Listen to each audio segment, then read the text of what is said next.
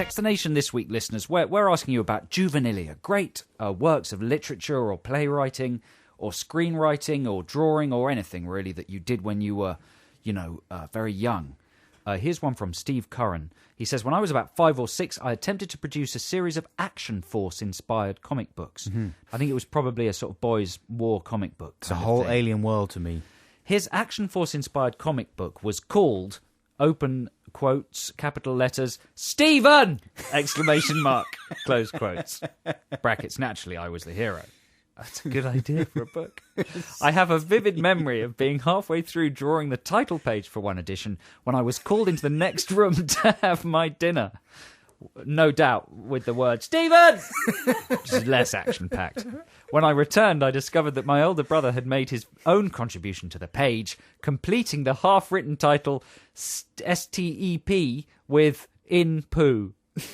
Step in poo. Very clever, but I still haven't quite forgiven him. Yours, Steve Curran. That would have been good. Highbury. And the Stephen had an exclamation mark, right, at the end? Yeah, that series of films would rival the Bond films. And the Bourne films as well. And the Bourne films. Matt Damon is Stephen!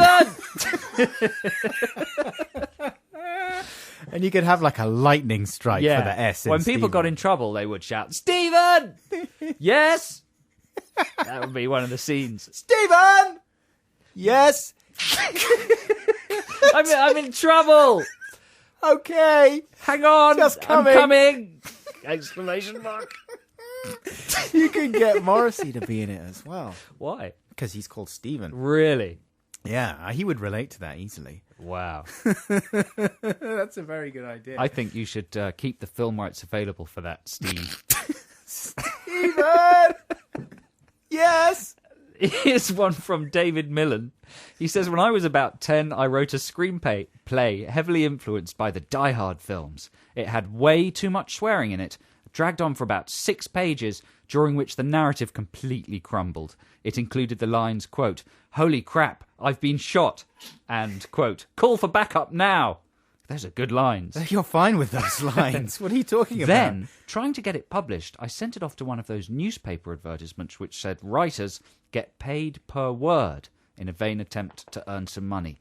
They sent it back. Did they? How stupid of them. What? Hey, it couldn't have been worse than Die Hard 4. It couldn't have been worse than a lot of stuff in Stephen! cinema. Yep! Just coming! Are you ready for some more, Adam Buxton? Stephen! That's the new action film franchise. It's big. It's going to blow all the others out of the water. It's very exciting. His friends call him Steve. No. Yeah. Really? Yeah, so don't expect him to be called Stephen all the way through the film. Well, that ruins it, doesn't it? My name's Stephen, but you can call me Steve. Ooh. Well, no, that's just maybe for the sex scenes. Right. But there are a lot of... I've noticed there are a lot of sex scenes in Stephen. There's an unusual amount. It's absolutely filthy. He spends more time having sex than solving problems. Stephen. It's one of the interesting things about it as a franchise. Oh, Stephen. Oh, Stephen. Stephen. Stephen! Oh, dear. Here's one from Lucy in Leamington Spa. Hi, Adam and Joe. When I was 8, I entered a poetry competition with a poem entitled When the Black Seagull. Mm-hmm. This was about birds dying in oil spills. It goes something like this. When the black seagull cries, so will I.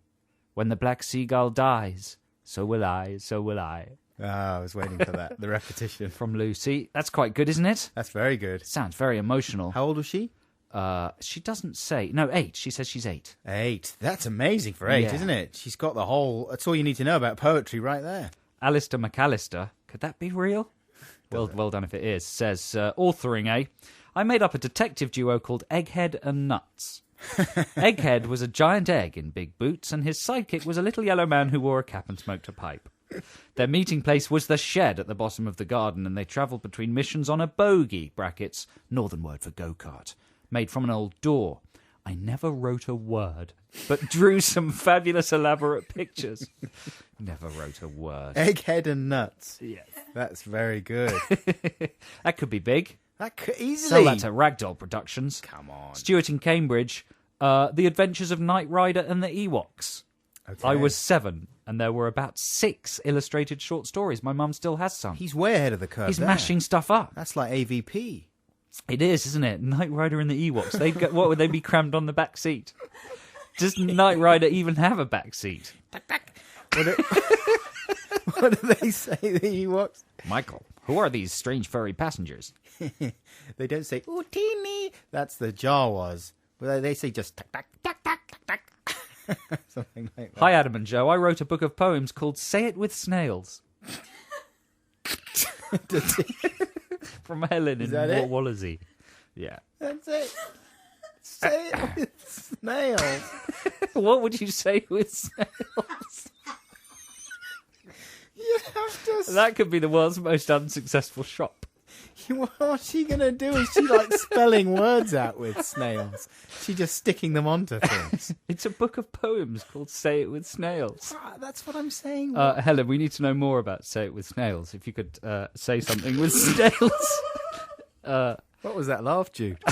Jude's losing control. Yes. So we've been asking you about things you authored as a young child, books, plays, film scripts that you wrote when you were, say, like under 13. We've had a lot of responses to this, so I haven't been able to read them all. I'm sorry about that if I didn't read yours. Here's one from Leon Trigg. He says, my childhood literary speciality was simply transcribing books in full, such as Day of the Triffids. But when I got to the age 11, I decided to progress onto creating what I consider to be my own original work. I created a magazine that looked at the life and career of Arnold Schwarzenegger to date.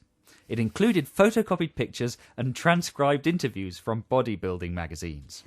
That's always suspicious. The highlight was the letters section, which included questions I'd written to myself, such as, Dear Leon, is it true your parents once met Arnold? And, I heard that muscle turns to fat when you stop exercising, Leon. Will Arnold ever get fat?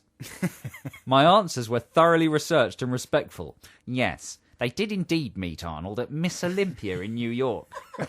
And don't be a prat. Muscle and fat are two completely different parts of the body.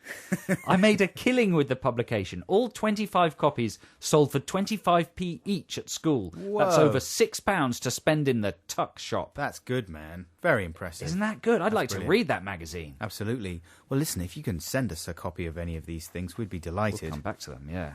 But here's a good one from Matt from Old Trafford. When we were teenagers, my friend Trev drew a cartoon called The Adventures of Champa Hadley.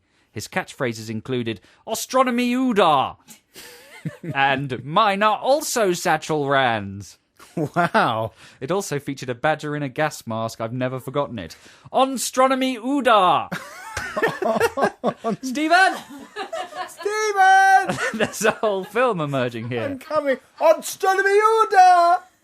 Hi, Adam and Joe. I was a vile little poet as a child, says Natasha in Tooting. I would deliberately leave my works around the house so that my mum's visitors would read them and praise them.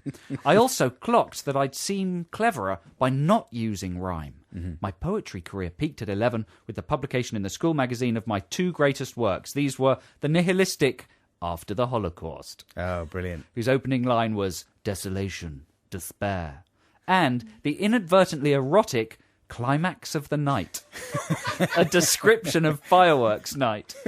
Natasha. That's good. I bet they were great, Natasha. I bet they were good. Shell says, this won't compare to Stephen, but my own immature contribution to the world of theatre was Grease 3.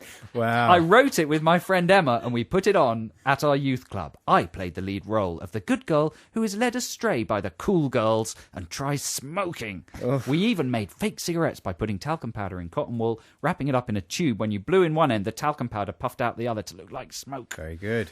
I don't remember much about it now, although I do know that some parents of the other cast members made a video, so there may be proof of it still. Wow. The song by the main character, brackets me, was sung to the theme music of Grange Hill. Not the old music, the new mid-90s one. That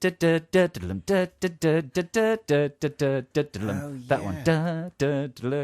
Okay, good. It was called I Wish I Was Tough. I wish I was tough to love, wish I was tougher, then I'd be cool to hang out with the cool kids. I want to smoke fags to look, cause I look... Was it like that? I don't know. Hannah? Was it like that? Shell. Is that Hannah? Her name was Shell. Shell, I'm sorry. She was 11 when that happened. I'm having a little... my brain gets very addled in the last 10 minutes of the show. Time for one more? Yeah, go on. Yeah? Okay, here's a depressing one. When I was 12, I wrote a punk song called I Don't Want to Be Taken Away, brackets by the Men in White Coats. Rather prescient, I was sectioned at 28.